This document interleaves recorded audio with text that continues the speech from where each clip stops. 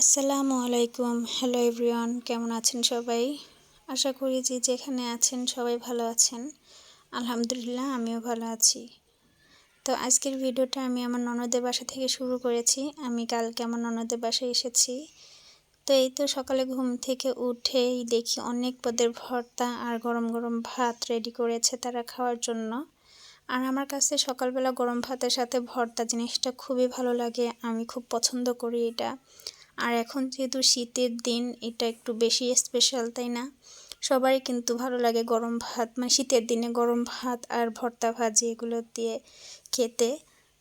তো আমারও সেরকম আর কি মজা লাগে আমার কাছে খুব, গরম ভাতের সাথে ভর্তা। তো আজকে আমি বুঝছি গিয়ে এগুলো কিন্তু আমার ননদ বানায়নি, এগুলো বানিয়েছে আমার ননদের হাজবেন্ড। ভাইয়া অনেক মজার মজার ভর্তা বানাতে পারে, ভাইয়ার হাতের রান্না খুব মজা। তার মধ্যে যে বেশি স্পেশাল হয় হচ্ছে গরুর মাংসটা, আর যে কোনো ভর্তা ভাইয়া খুব ভালো বানায়। তো আজকে ভাইয়া একটা স্পেশাল ভর্তা বানিয়েছে, আমি সকালের খাবারটা সেটা দিয়েই আগে শুরু করলাম।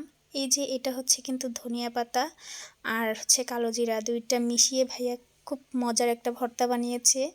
তো আমি যেহেতু এটা আগে কখনো খাইনি, তাই এটা দিয়ে আজকে খাবারটা শুরু করেছি। আর খেয়ে দেখি পুরো এক কথায় বলতে গেলে অসাধারণ একটি ভর্তা হয়েছে।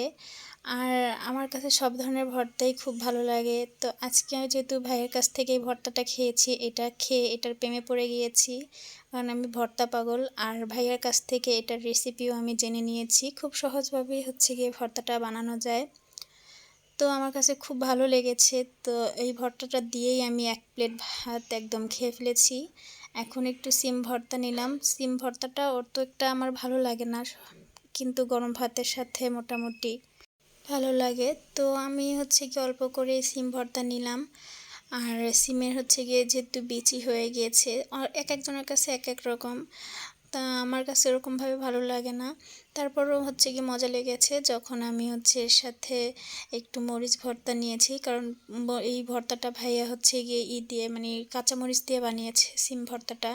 তো এটার সাথে আমার কাঁচামরিচের ভর্তা ওরকম ভালো লাগে না, তাই আমি একটু শুকনো মরিচের ভর্তাটা এটার সাথে নিলাম। আর শুকনো মরিচ ভর্তাটা নেওয়ার কারণে সিম ভর্তাটার মজা একদম দ্বিগুণ হয়ে গিয়েছে। যেমনই খারাপ লাগছিল প্রথম, তেমনই হচ্ছে গিয়ে ভালো লাগছে হচ্ছে গিয়ে মরিচ ভর্তাটা নেওয়ার পরে।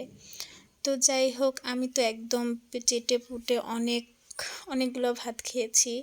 ভর্তা ভাজি হলে আমার আর কিছুই লাগে না। মাছ মাংসের থেকে আমার ভর্তাটা আর ভাজিটা একটু বেশি টানে আমাকে। তা আমরা তো মাছে ভাতে বাঙালি, কিন্তু এটা ভুল কথা। আমার মনে হয় যে ভর্তা ভাতে বাঙালি হলে বেশি ভালো হতো। তো যাই হোক, এখন আমার মোস্ট ফেভারিট হচ্ছে গিয়ে বেগুন ভর্তাটা নিলাম। আর বেগুন ভর্তাটাও অনেক মজা হয়েছে, কোনোটার থেকে আসলে কোনোটা কম না, সবগুলো ভর্তাই অনেক অনেক মজা হয়েছে। তা আমি হচ্ছে গিয়ে ভাইয়ের কাছ থেকে সবগুলো ভর্তাই হচ্ছে গিয়ে রেসিপি নিয়ে নিলাম, জেনে নিলাম, বাসায় গিয়ে ট্রাই করব। আসলে আমি যখন কোনো কিছু ভর্তা বানাই বা কোনো কিছু করি, তখন না কেমন যেন নিজেরটা না নিজের কাছে ভালো লাগে না, কিন্তু অন্যদের কাছে ভালো লাগে। আবার সেরকমই অন্যরা যদি কিছু বানায়, সেটা হয়তো তাদের কাছে ভালো লাগে না, কিন্তু আবার আমার কাছে খুব ভালো লাগে। তো এরকমই আর কি, সবার ক্ষেত্রে হয়তো এরকমই হয়ে থাকে।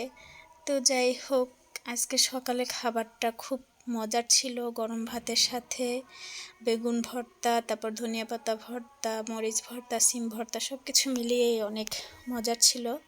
আর এখন আমি আবার একটু স্পেশালভাবে ভর্তা বানাচ্ছি, এটা আমার নিজের বানানো ভর্তা। হচ্ছে গিয়ে মরিচ ভর্তা, বেগুন ভর্তা, সিম ভর্তা, ধনিয়া পাতা ভর্তা মিশিয়ে আমি একটা ভর্তা বানাচ্ছি। আর এটা কিন্তু এটাও কিন্তু খুব মজার একটি খাবার, আপনারা কিন্তু ট্রাই করে দেখতে পারেন। আমার কাছে খুব ভালো লাগে যখন 3-4 পদের ভর্তা হচ্ছে গিয়ে একসাথে মিশিয়ে খাওয়া হয়, তখন টেস্টটা অনেক বেশি বেড়ে যায়। তো আমি সেজন্য হচ্ছে গিয়ে সব পদের ভর্তা একসাথে মিশিয়ে নিলাম, আর অনেক পরিমাণে মজা লেগেছে। এটা কিন্তু আপনারা ট্রাই করে দেখতে পারেন, আর আমাকে কিন্তু অবশ্যই কমেন্ট করে জানাবেন আপনাদের কার কার কাছে এরকমভাবে ভর্তা মিশিয়ে খেতে খুব বেশি ভালো লাগে।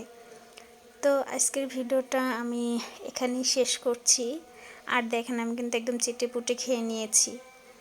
তো সবাই ভালো থাকবেন, সুস্থ থাকবেন, আমাদের জন্য দোয়া করবেন। আর ভিডিওটা ভালো লেগে থাকলে অবশ্যই আমার চ্যানেলটি সাবস্ক্রাইব করে বন্ধু হয়ে আমার সাথেই থাকবেন। আল্লাহ হাফেজ।